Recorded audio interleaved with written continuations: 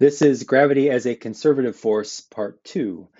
We have defined gravitational potential energy, UG, according to this formula, and I have a second note about that formula. Mass is, of course, positive. Little g is a positive number, but y, the height of an object or the vertical coordinate of an object, that could be positive, 0, or negative, uh, which suggests that the gravitational potential energy can be negative, 0, or positive, depending on y there, which means we could have negative energy, which turns out to actually be fine. And I'm going to explain that. What this brings up is the issue of a vertical reference point, or RP, for gravitational potential energy. Consider this scenario where this fellow has tossed his gem, and this chap down here is going to catch it, and they are measuring the gravitational potential energy of the gem as it travels. So at moment 1 here, just after the gem has left the hand, this guy might measure its height y relative to where he's standing. He might set his reference point right here at his feet. It would be a reasonable thing to do. He would say y equals 0 here at the top of this platform, so that at moment 1, the gem is a height y1 equals 2 meters above his reference point. This chap down here, however, is more likely to say, well, we should be measuring y from the ground, from where I'm standing down here. He's going to set y equals 0 at his feet. That's his vertical reference point, RP, so that at moment 1, he will measure the y coordinate of the gem to be 6 meters. So if they disagree on the y value, they're going to disagree on the amount of gravitational potential energy the gem actually has here. Uh, the guy at the top of the platform is going to say mgy1 is the mass of the gem. Let's take this to be the mass of the gem. Little g is a positive 9.8 newtons per kilogram, then a height of 2 meters to get 7.8 Newton meters. That is, kilograms cancels kilograms, newtons times meters, Newton meters. But this is an energy. It's called a gravitational potential energy. So although Newton meters and joules are the same thing, for quantity that's called an energy, we always use the unit joules. So according to this observer here at the top of the platform, the gravitational potential energy of the gem at moment 1 is 7.8 joules.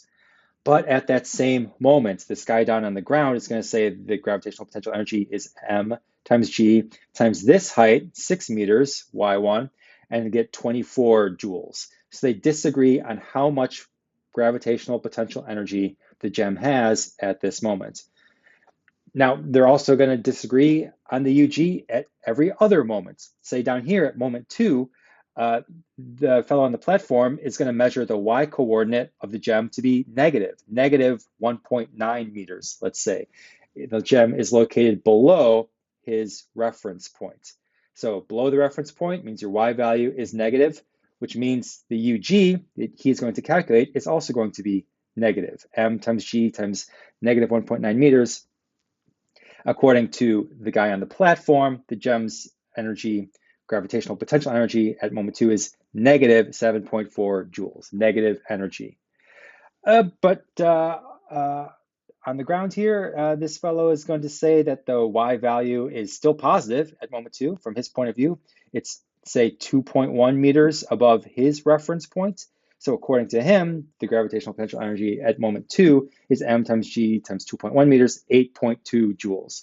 So not only do they disagree about how much gravitational potential energy the gem has at any given moment, they can even disagree on whether that UG is positive or negative. So this seems like a problem if two different observers can't agree on the physics, but turns out to not be a problem. Because what matters is not the UG at any given moment. What matters as far as the physics is concerned is the change in UG. And the change in UG from one event to another depends on the change in Y. And although the two observers are going to disagree on all the Y values, they will agree on the change in Y between any two moments. They agree on delta y, and therefore they agree on delta UG, and therefore they will agree on the work done by gravity.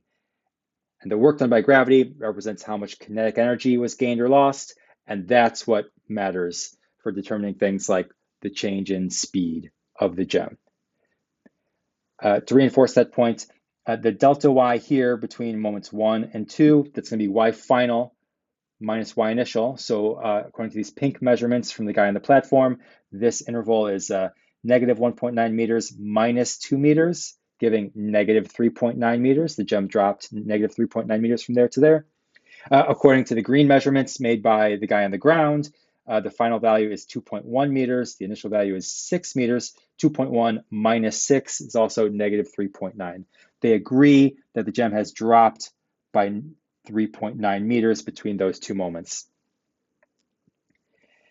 Here's that calculation for the guy on the platform and the guy on the ground. They agree on delta y. Therefore, they're going to agree on the work that's done. The work is the opposite of the change in UG, so UG final minus UG initial. If I factor out the mg from there, pull out the mg, that's y final minus y initial, or delta y. So the work done by gravity is minus mg times delta y. They agree on the delta y. Therefore, they agree that gravity did a positive 15 Newton meters of work from moment 1 to 2. It added 15 joules of kinetic energy to the gem, which it got by reducing the gravitational potential energy by 15 joules. Takeaway here is that you are free to put your reference point wherever you want in a scenario. You can set your reference point at the ground or at some platform or at some high point. And a friend may make a different choice. You can put your reference points wherever you like. You can disagree with each other on the reference points, but that's fine because what you all will agree on are the changes in y. Therefore, you'll agree on how much energy was transferred.